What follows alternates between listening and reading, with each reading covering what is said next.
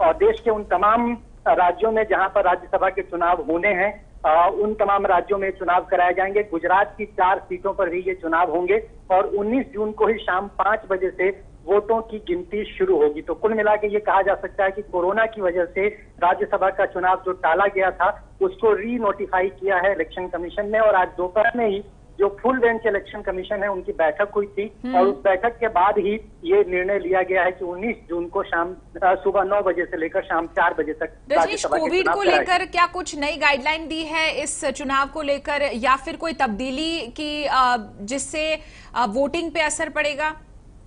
देखिए, बिल्कुल चुनाव आयोग ने अपने अधिसूचना में इस बात का जिक्र किया है कि स्वास्थ्य मंत्रालय की ओर से जो प्रोटोकॉल निर्धारित किए गए हैं उन प्रोटोकॉल का पूरी तरह से ख्याल रखा जाएगा, यानी कि प्रॉपर डिस्टेंस मेंटेन करना होगा तमाम विधायकों को वोट देने जाने के लिए। इसके अलावा मास्क उन्हें लगाना होगा और इसके अलावा जो भी हेल्थ मिनिस्ट्री की गाइडलाइन है, सरकार की गाइडलाइन है कोविड-19 के प्रोटोकॉल के तहत, उसका पूरा उन्हें पालन करना पड़ेगा और एक एक करके ही वोट डाले जाएंगे। राज्यसभा चुनाव की जो अपनी प्रक्रिया होती है वो पहले की तरह ही रहेगी, लेकिन जो कोविड-19 का प्रोटोकॉल है उसका पालन करना पड़ेगा। डिस्टेंसिंग और मास्क बहुत जरूरी है, ये नोटिफिकेशन में लिखा हुआ है। इसके अलावा कोई नई जानकारी या कोई नई बात आपको लेकर नहीं कही गई है। बहुत शुक्रिया रजनीश जानकारी देने के लिए। तो आपने જણાવી દઈએ કે 19મી જૂને આ રાજ્યસભાની ચૂંટણી થશે, જેમાં મહત્વની વાત છે કે કોવિડ-19 ને લઈને પણ જે સ્વાસ્થ્ય મંત્રાલય તરફથી તમામ દિશા નિર્દેશો છે તેનું પાલન વોટિંગ વખતે પણ કરવામાં આવશે। સાંજે 5 કલાકે મતગણતરી શરૂ થશે, સવારે 9 થી સાંજે 4 સુધી વોટિંગ થશે। ગુજરાતમાં 4 બેઠકો માટે ભાજપા કોંગ્રેસની સામે જંગ છે। 4 બેઠક માટે 5 ઉમેદવારો મેદાને છે। આ પહેલા પણ આપણે જણાવી દઈએ કે જે કોવિડની સિચ્યુએશન હતી, જે બાદ આ ચૂંટણી ઠેલાઈ હતી અને હવે નવા સમય અને નવી તારીખની સાથે રાજ્યસભાની ચૂંટણી થશે। ખાસ આપણે જણાવી દઈએ કે ભાજપા તરફથી અભય ભારદ્વાજ, રમીલા બારા અને નરહરી અમીનને ટિકિટ આપવામાં આવી, જેને લઈને પણ ખાસું રાજકારણ તેજ થયું હતું। ભાજપા તરફથી 3 ઉમેદવારો છે, તો બીજી તરફ કોંગ્રેસ તરફથી 2 ઉમેદવારોને અહીં ઉતારવા માટે જે જંગ આ પહેલા 2 મહિના પહેલા સર્જાયો હતો।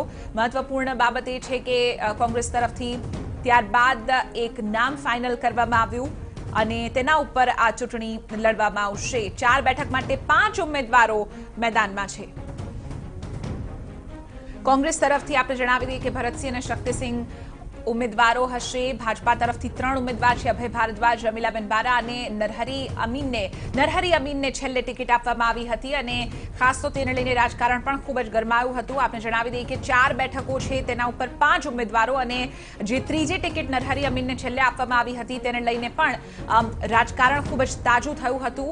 મહત્વની વાત છે કે ત્યારબાદ કોરોના વાયરસની પરિસ્થિતિ આવી ગઈ, જેને લઈને રાજ્યસભાની ચૂંટણી પાછળ ધકેલાઈ અને હવે 19મી જૂને રાજ્યસભાની આ ચૂંટણી યોજાશે। ગુજરાતમાં 4 બેઠકો માટે ભાજપા અને કોંગ્રેસ વચ્ચે પ્રતિષ્ઠાનો જંગ છે।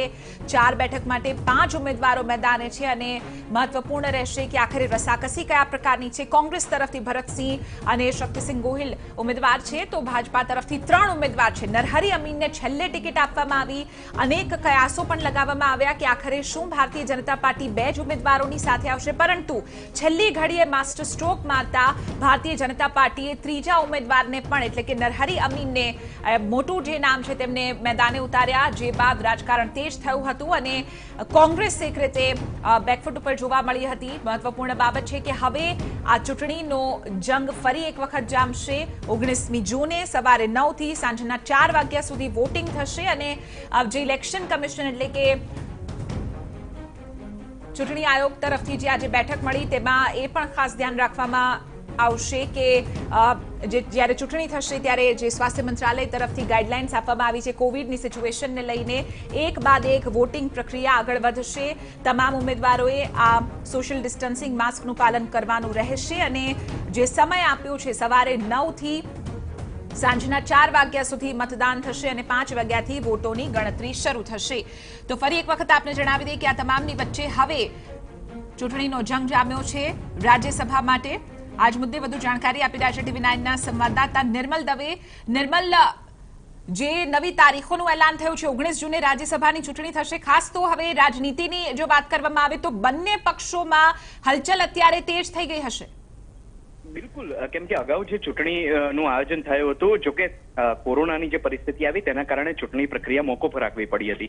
હવે જ્યારે ફરીથી એક વખત ચૂંટણી પ્રક્રિયા કરવા માટેની જાહેરાત કરવામાં આવી છે, કેન્દ્રીય ઇલેક્શન કમિશન દ્વારા 19 જૂનના રોજ આ ચૂંટણી જાહેર કરવામાં આવી છે. સવારે 8 વાગ્યાથી મતદાન પ્રક્રિયા શરૂ થશે અને લગભગ મતદાન પ્રક્રિયા પૂર્ણ થયા બાદ આ જે મતગણતરી છે તે પ્રક્રિયા હાથ ધરવામાં આવશે. રાજકીય ગતિવિધિ એટલા માટે તેજ થઈ જાય એમ છે કેમ કે ભાજપ અને કોંગ્રેસ બંને જ બે બેઠકોના દાવેદાર છે, પરંતુ જે રાજકીય ડ્રામા ગત આયોજન વખતે જોવા મળ્યો હતો તે ફરીથી એક વખત ન સર્જે તેના માટે આ બંને પક્ષ અત્યારે કામમાં લાગી ગયા હોય તેવી સ્થિતિ હવે તાત્કાલિક ધોરણે ઊભી એટલા માટે થઈ જશે કેમ કે હાલ જ આ ઇલેક્શનની જાહેરાત કરવામાં આવી છે. સાથે નિર્મલ, જે અત્યારે જાહેરાત થઈ છે, ભારતીય જનતા પાર્ટીની વાત કરીએ તો છેલ્લી ઘડીએ ત્રીજા ઉમેદવારને ઉતારવામાં આવ્યા હતા. એ સમયે જ્યારે કે કોંગ્રેસમાંથી 2 ઉમેદવાર છે, 4 બેઠકો ઉપર 5 ઉમેદવાર છે, કયા પ્રકારનો આ જંગ જોવા મળી શકે છે? જે રીતની જે અત્યારની રાજકીય સ્થિતિ જોવા જઈએ તો ભાજપના ફાળે જે બેઠકો છે અને તેની સાપેક્ષમાં કોંગ્રેસની સ્થિતિની વાત કરવામાં આવે તો ભાજપ અને કોંગ્રેસ બંનેને બે સીટ હાથમાં આવે તેવી શક્યતા છે. પરંતુ જે રીતે ભાજપ દ્વારા ત્રીજો ઉમેદવાર ઉતારવા માટેની મથામણ ચાલુ હતી અને ત્રીજો ઉમેદવાર નક્કી પણ કરી દઈ અને નરહરી અમીનનું જે રીતે છેલ્લે ઉમેદવાર તરીકે જાહેર કરવામાં આવ્યા, એટલે તેવા સંજોગોમાં રાજકીય દાવપેચ ચોક્કસથી થઈ શકે તેવા પણ આક્ષેપ ક્યાંક વિપક્ષ દ્વારા કરવામાં આવ્યા હતા. એટલે રાજકીય જે ગતિવિધિ હશે તે તેજ બની જશે, સાથે જ રાજ્યસભાની ચૂંટણી દરમિયાન રાજકારણ પણ ચોક્કસથી ગરમાશે. આભાર નિર્મલ.